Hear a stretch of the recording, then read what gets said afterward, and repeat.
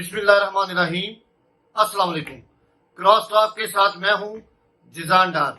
آج ہم اپنے اس پروگرام میں 3 ایشو پر بات کریں گے۔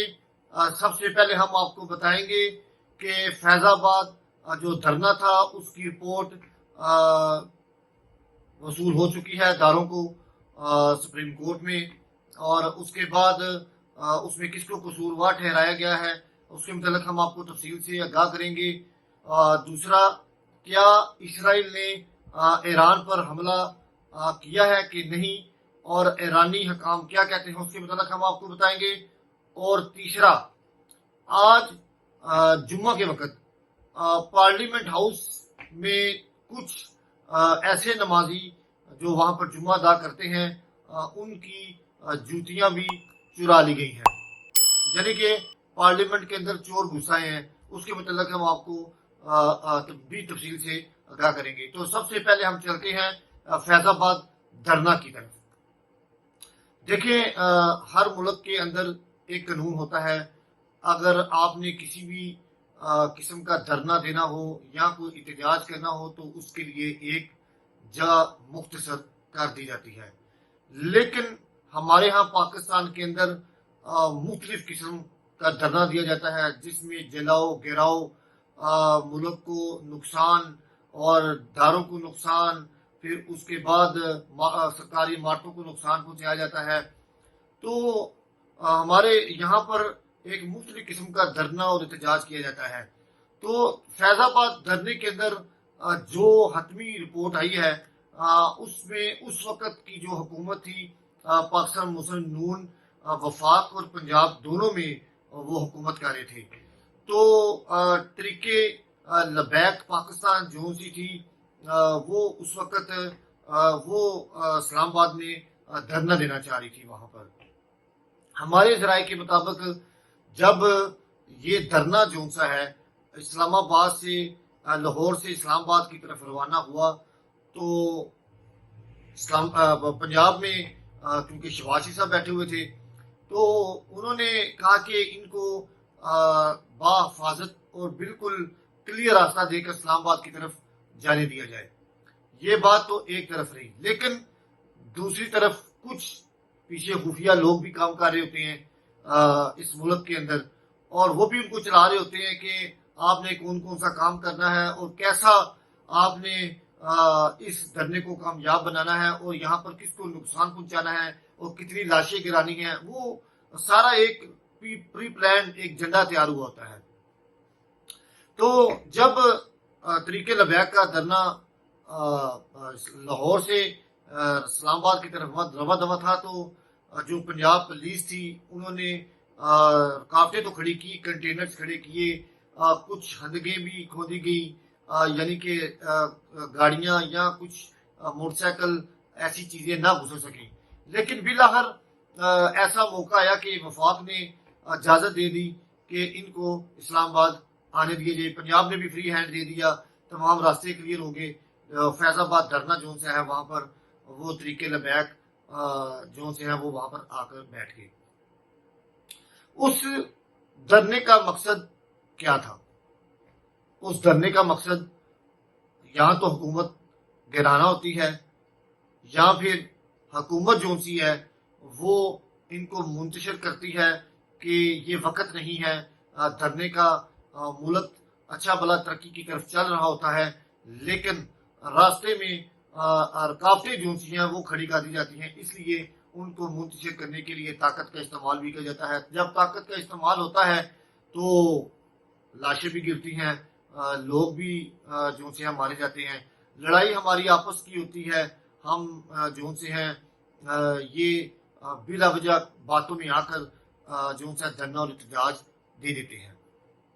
اس وقت کے جو پاکستان مسلم نون کی حکومت تھی تو وزیر اعظم شاہد خان عباسی تھے اور وزیر داخلہ جو سے تھے احسن اقبال تھے۔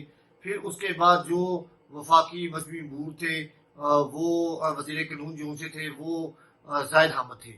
تو جو کمیشن رپورٹ تھی انہوں نے ساری فیکٹ فائٹنگ رپورٹ لے لی۔ پھر اس کے بعد جنرل فیاض امید جو ڈی جی آئی ایس تھے اس وقت، ان کا بھی بیان قلم بند کرا لیا گیا، اور جو دیگر قانون نافذ کرنے والے ادارے تھے آئی بی उस वक्त फवादुल्लाह जो से थे वो इंचार्ज थे, IB के DG थे, उनका भी बयान कलमबंद करा, तमाम जितने भी उनका रिकॉर्ड जो है कलमबंद करा लिया गया।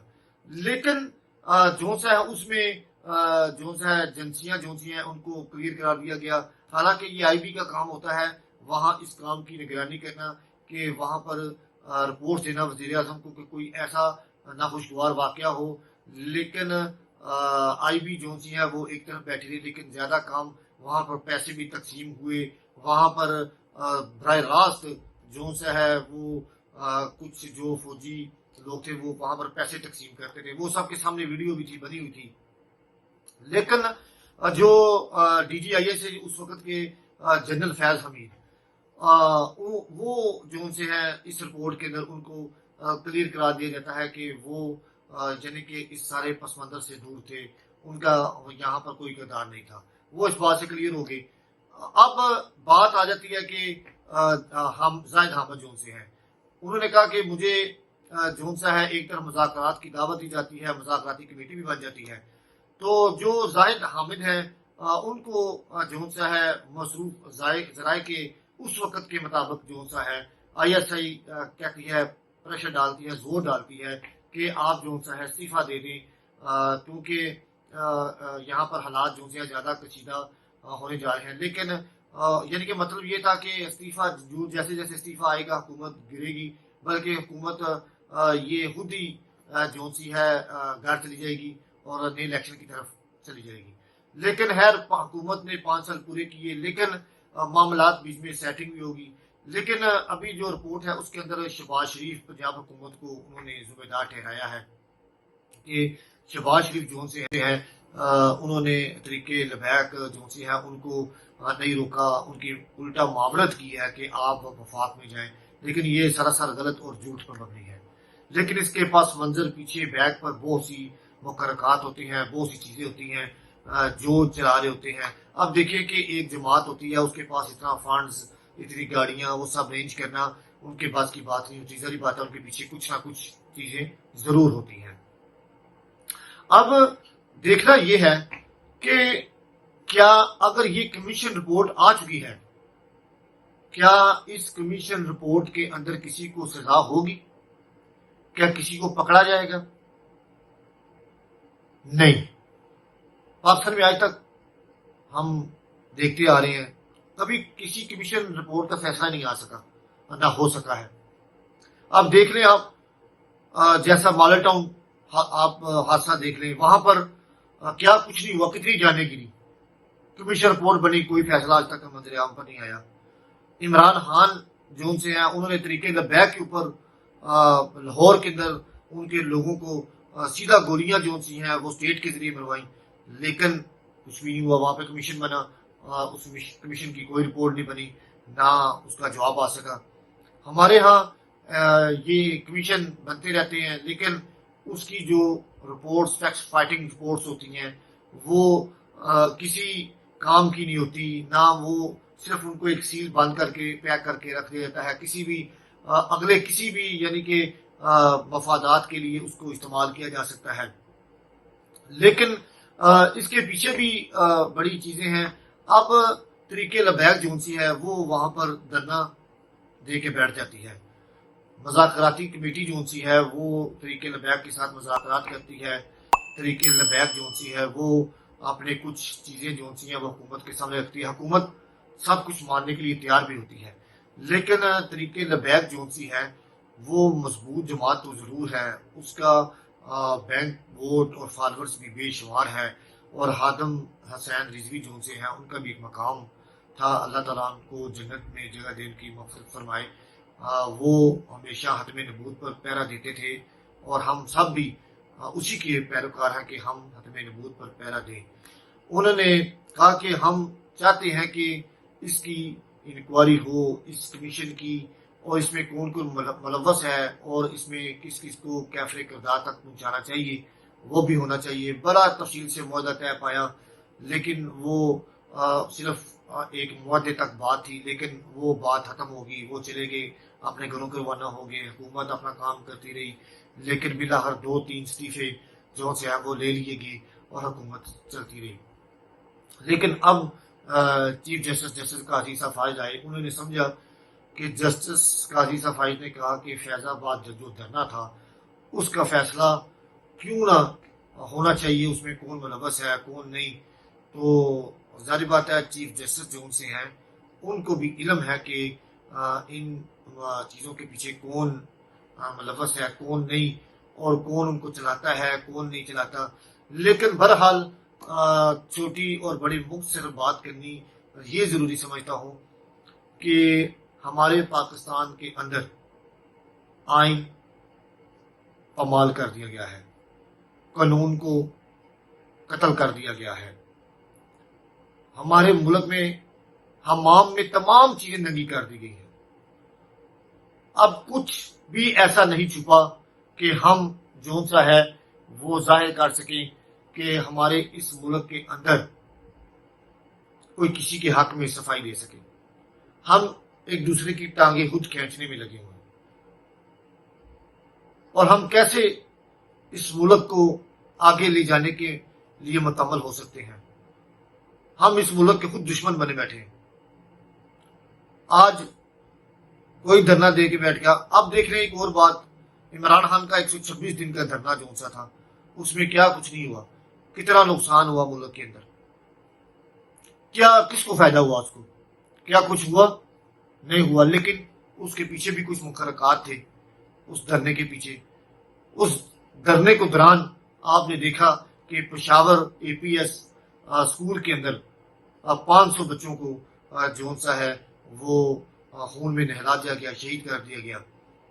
پھر وہ دھرنا جو سا ہے جنرل رئیس شریف اور دیگر اداروں کے تعاون سے اس دھرنے کو ختم کیا گیا. عمران خان بھی اے پی ایس جو سی ہے وہ بنی، وہاں پر گئے، اس کو بتایا گیا پورا کہ ملک کے اندر دہشت گردی کے خطرات ہیں. ہمارے ملک میں خیر دہشت گردی کے خطرات تو ہر وقت منڈلا رہے ہوتے ہیں، ابھی تک بھی منڈلا رہے ہوتے ہیں، لیکن ہم جو سا ہے کچھ نہیں سیکھتے سبق. آخر ہم اپنے ملک کو آگے لے جانے کی بجائے پیچھے کی طرف دھکیلتے ہیں. اب دیکھتے ہیں کہ اس جو کمیشن کی رپورٹ ہے اس پر کیا فیصلہ ہوتا ہے. لیکن ابھی تک کے فیصلے کے مطابق جو سا ہے انہوں نے شہباز شریف صاحب کو قصوروار ٹھہرایا ہے. لیکن شہباز شریف صاحب جو سے ہیں اس وقت موجودہ وزیر اعظم ہیں، انہوں نے بھی اپنے آپ کو کلیئر قرار دے دیا ہے کہ ہم اس میں کوئی ذمہ دار نہیں ہیں. پھر انہوں نے وفاق جو سی ہے پنجاب کے اوپر، یعنی کہ ایک دوسرے کے اوپر ملبہ کراتے ہیں. لیکن بالآخر جو سا ہے یہ ایک دوسرے کے اوپر ملبہ گرا کر جو سا ہے اس کمیشن کو ٹھپ کر دیا جاتا ہے، کسی کو کچھ نہیں ہوگا. لیکن جنرل فیض حمید جو سے ہیں وہ اس وقت شدید مشکلات میں ہیں. ان کے خلاف گھیرا تنگ کر دیا گیا ہے. پہلے ان کے بھائی جو سے ہیں وہ ان کو گرفتار کیا گیا، پھر ان کو رہا بھی کر دیا گیا. لیکن کچھ اطلاعات یہ بھی ہیں کہ جنرل فیض حمید جو سابقہ D G I S I ہیں اور سابقہ کور کمانڈر بھی رہ چکے ہیں پشاور، ان کے خلاف کچھ تحقیقات کا دائرہ کار بھی وسیع کر دیا گیا ہے. لیکن یہ آنے والے وقت میں مزید اس کے اوپر بحث کی جائے گی، بات کی جائے گی. لیکن اب ہم اپنے پروگرام کے دوسرے حصے کی طرف چلتے ہیں. کیا ایران جو سا ہے اور اسرائیل کی جو جنگ ابھی جاری ہے، کیا اسرائیل نے جو آج ایک جھوٹی افواہ جو سی ہے اسرائیل کے اوپر ایران کے اوپر حملہ کر دیا ہے، اور ہم نے ایران کا جو ایٹمی تسبات جو ایٹمی پلانٹ ہے اس کو تباہ کر دیا. لیکن یہ سراسر جھوٹ ہے، اس میں کوئی شراکت نہیں، کوئی حملہ نہیں ہوا. ایران جو سا ہے وہ اس وقت اپنی پوری طاقت کے ساتھ اور اپنے پورے جدید ٹیکنالوجی اور ہتھیاروں کے ساتھ لیس ہو کر اپنی سرحدوں پر ہمہ وقت موجود ہے، اور اس کا ایئر ڈیفنس سسٹم جو سا ہے وہ بھی بڑا مضبوط طریقے سے کام کر رہا ہے. اسرائیل جو سا اس وقت جو سا ہے ایک نسل کشی جو سا ہے وہ کرنا چاہ رہا ہے. اس نے پہلے غزہ کے اندر جو ظلم اور بربریت اور جو ظالمانہ انداز بنایا ہے اس کی مثال دنیا میں کہیں نہیں ملتی. اسرائیل جو سا ہے بھارت ایک دہشت گرد ملک تھا، اب اس کے بعد اسرائیل بھی اس سے بڑا دہشت گرد ملک جو سا ہے وہ کچھ ملکوں نے قرار دیا، میکسیکو، اور اس کے بعد کچھ ایسے ممالک ہیں انہوں نے کہا ہے کہ اسرائیل جو سا ہے یہ ایک دہشت گرد ملک کے طور پر سامنے آیا ہے، اور جنوبی افریقہ نے بھی اس کو دہشت گرد ملک قرار دیا ہے۔ کچھ قراردادیں جو انہوں نے وہاں پر جمع کرائی تھی اس کے متعلق بھی انہوں نے کہا ہے کہ اسرائیل جو سا ہے اس وقت بڑا خطرناک کھیل کیا ہے، لیکن انہوں نے یہ بھی جو عالمی عدالت ہے انہوں نے ہو سکتا ہے کہا ہے کہ اسرائیل کا جو وزیر اعظم ہے انہوں نے کچھ قانون سے زیادہ جو سا ہے تجاوز کر کے اختیارات کا استعمال کرتے ہوئے انہوں نے جو ظلم ایران اور غزہ کے اوپر جو زیادہ مظالم ڈھائے ہیں ان پر ان کو گرفتار کیا جا سکتا ہے۔ یہ تو بات رہی ایک طرف۔ اب ایران جو سا ہے وہ اب اپنا حتمی فیصلہ کر چکا ہے کہ اگر اسرائیل نے ہمارے اوپر حملہ کرنے کی کوشش کی تو اس کا جواب جو سا ہے بڑا سخت اور بڑا کلیئر دیا جائے گا، اور اس کا جواب جو سا ہے میزائلوں سے دیا جائے گا۔ جو آج اسرائیل نے اپنا ایک میزائل سسٹم چیک کرنے کے لیے عراق، شام اور دیگر اردن کے علاقوں میں انہوں نے پہاڑی علاقوں پر صرف وہ سسٹم چیک کرنے کے لیے وہ دھماکے کیے، لیکن اس کی آواز جو سی ہے وہ ایران تک بھی گئی، وہاں تک بھی پہنچی، لیکن عراق کے اندر کچھ بھی ایسا نہیں ہوا کہ وہاں پہ کچھ ہلاکتیں ہوئی ہوں، یا ایران کا جو ایٹمی تصویر سسٹم ہے اس کو تباہ کیا ہو، یا ان کے کچھ جو علاقے ہیں وہاں پر انہوں نے حملہ کیا۔ کوئی ایسی بات نہیں، یہ سب جھوٹ ہے، کوئی ایسی بات نہیں۔ ایران جو سا ہے اس وقت وہ بھی طاقتور ملک ہے، اور جو سا ہے امریکہ جو سا ہے وہ اس کی سپر پاور جو سا ہے اس وقت ختم ہوتی جا رہی ہے۔